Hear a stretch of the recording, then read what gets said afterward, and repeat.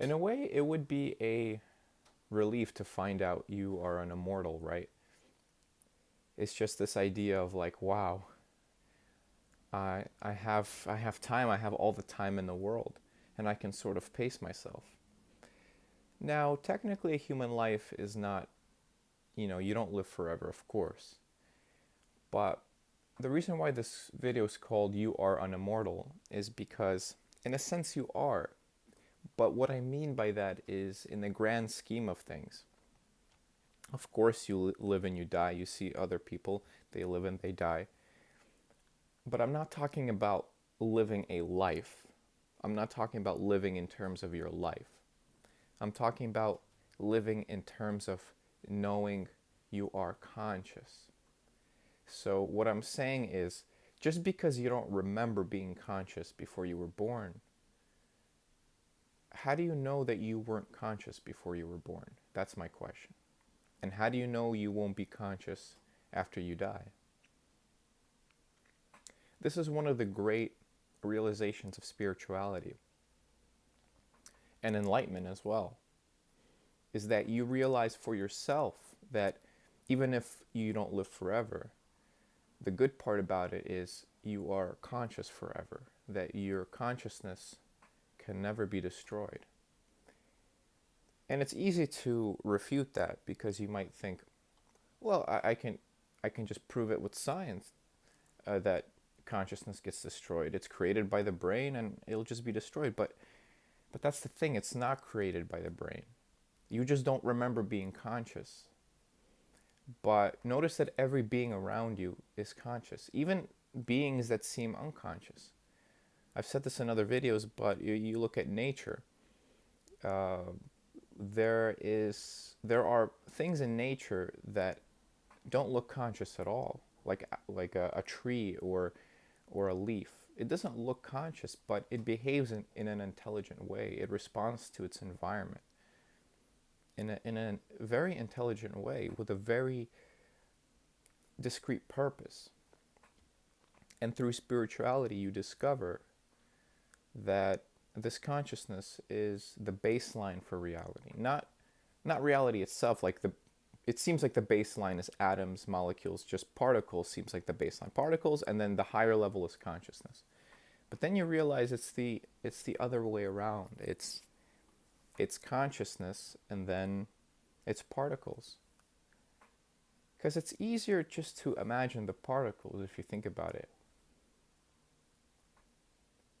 This is my favorite analogy, and even if I've said this before, I'm going to say it again. The dream analogy is really the best. Um, I give credit to Leo Gura for giving me this analogy. You can look up Actualized on YouTube, actualized.org, if you want to check him out. But why would you need to have atoms and molecules and this physical substance when you can do it all in your dream? I mean, you do it every night. Every dream you have, you're imagining the surface level. You're imagining everything you need to feel like you're in a reality. You have 3D depth. You have the fourth dimension, which is time. So you're imagining the fourth dimension in your dream, right? There's no molecules or atoms involved in your dream, right? Because you're imagining. Let's say you imagine a table in your dream, right? You're sleeping and you have a dream and you imagine a table. Do you really need molecules and atoms as well to imagine it? Are you creating molecules in your head? Like, is there a physical wooden table in your mind that you're imagining that's physically like implanted in your brain that goes away? No, your brain is the same as it was before. You're simulating that table while you're sleeping without any molecules or atoms at all. How are you able to do this? And it's functional. You can sit down in the chair. If you imagine a cup of coffee in your dream, you can drink the cup of coffee. You can taste the cup of coffee, especially in a lucid dream. So why would you need atoms? But I bet in your dream, if you were to take a microscope, you're kind of bullshitting your way along, right? So you're zooming into the table, and now you're imagining the atoms. Oh, yeah, let's say the table's made out of atoms. Let's say the table's made out of electrons. That's exactly what's happening in real life. As you're zooming in, yes, scientists see atoms when they zoom into a table. but they're bullshitting as they're going along. They're imagining the atoms as they're going along just to fill in the gaps. What do you think happens in your dream? Every time you turn left, you turn right, you're filling in the gaps. There's never blank. Have you ever had a blank dream where you're walking on a street and then you make a right or left turn and then all of a sudden everything is blank and it's like, oops, couldn't think of anything. Let's wait for it to load like a video game, rendering, rendering, rendering, and then you see it. No, no, no, it's instantaneously. You're imagining your dream and the reality of your dream. That's also reality. Instantaneously. Instantaneously. So how can you tell me that everything's made out of atoms? It's made out of consciousness, of course, because your dreams are made out of consciousness. You raise the quality of your dream a few notches, it turns into regular reality. And some dreams are indistinguishable from reality. How do you explain that? We need all these atoms and molecules to create reality, yet we can dream on a completely identical reality without any of those things. So are they really necessary? If you remember the Matrix, you can remember they say, well, if reality only consists of what we can see, what we can touch, what we can taste, then reality can only be a simulation. Because your brain is using its own data. You understand, you're not really touching anything, you're not really seeing anything. Your brain is interpreting it.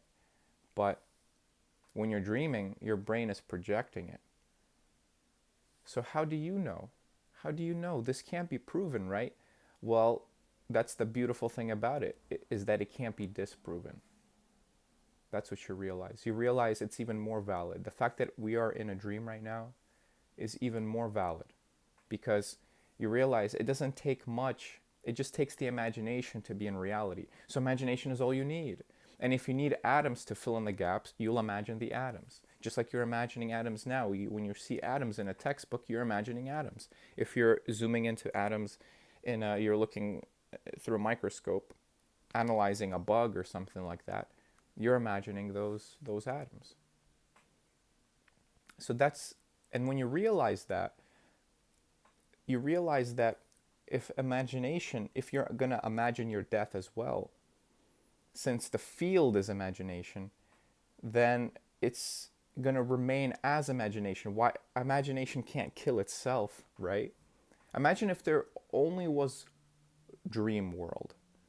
Imagine you don't really wake up from your dream. Imagine you're dreaming, but within that dream you create a dense reality, a more realistic dream within it, and you wake up there, and you were to die there, where would you go? Just like in a dream. Let's say you're going to have 2 consecutive dreams, one dream and then another, which you usually do. You have several dreams a night, every night. When you die in a dream, usually you have another dream, right? Or you wake up or something like that.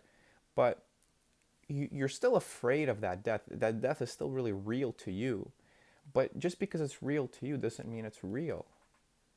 And your consciousness does shift. You almost do live different lifetimes. Because notice you have one lifetime in your dream. You completely believe it. You have the weirdest kind of situation. You're back in your childhood home. You have all these celebrities as your family members or some weird thing. And you're just, okay, this is my life. Same as this life. You're saying, okay, this is my life. You're accepting whatever reality you're in. Notice that most dreams that you have, you're not aware that you're dreaming.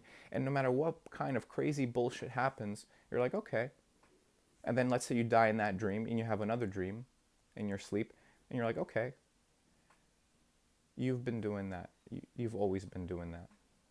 You've been having realities emerge in your consciousness. And you've been dying over and over again. Dream or not. And you've been telling yourself, okay, I'm dying. Okay, I'm born. Okay, I'm dying. Okay, I'm born. And you will keep doing that. That's immortality. Not the immortality of your body, but the immortality of your consciousness.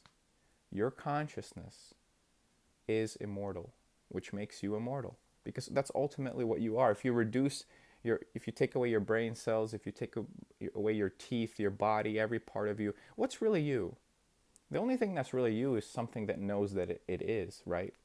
The I amness, the I am.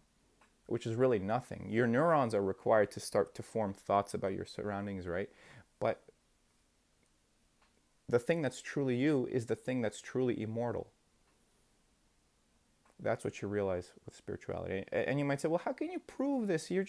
That's just something that sounds nice. You're just telling me things that sound, no, no, no. No, don't look at it like that. I want, I want you to be in this state of complete experience, because I want you to understand that once you realize this, it will make so much sense, because like I said before, when you're dreaming, all it takes is your imagination to create any kind of reality that you need. You could imagine an entire galaxy if you wanted to, but you're not even conscious of how you're doing. Notice it. That's the beauty of it. Since you're not creating obviously every single moment, right? Because it looks like it's being created for you.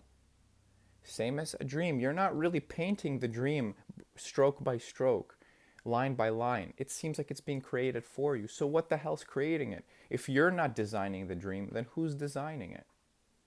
Nothing. Consciousness is nothing. Consciousness is inevitable. Your existence is inevitable. You're so alive that being alive is inevitable. And there's so much time. This consciousness has eternity. So you might as well die and do a new life. That's the genius of this consciousness, is that it creates this perfect art piece where it has a beginning, middle, and end, just like a movie, like a really good movie or a really good work of art. It has like this encapsulation around it. That's why you die. Not because you actually die, but because that's the best thing you can come up with. What's better than living all the possible lifetimes that you could live? Tell me right now, what's better than that? What's better than being infinite? You can't get more infinite than infinite. So if you think of something that's better than being infinite, that's already included in that infinity. Think of something better than infinity. It's already included in that infinity. It's all inclusive.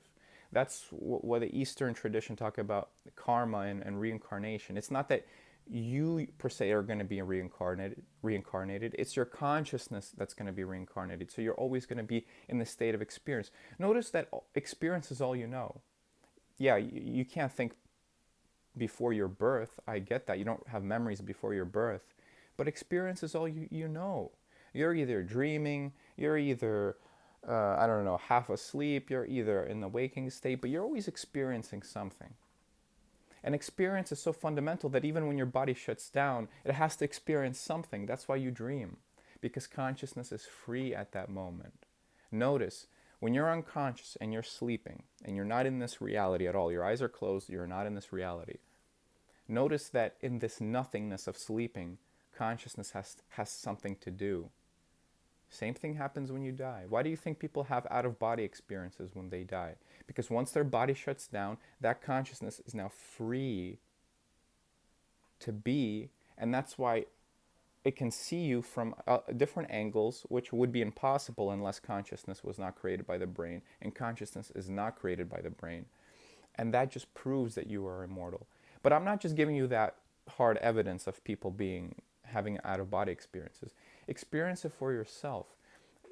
Look into deep meditation. I will say this every single video, and I won't stop, because meditation will raise your consciousness, and you will understand that the only thing you can ever be is conscious. And the only thing you can ever be is immortal. And that's the relief of enlightenment. That's what enlightenment is. People say, oh, enlightenment, you transcend suffering. People kind of suck at explaining what the hell enlightenment is. Enlightenment is the relief after knowing about your immortality. And mind you, you can still be afraid of the pain of death. That kind of keeps things interesting, keeps the movie exciting. Oh, I'm going to die. It's going to be painful. Yeah, but just temporarily. You're still going to be continuing and continuing, which means that why be attached to this particular life?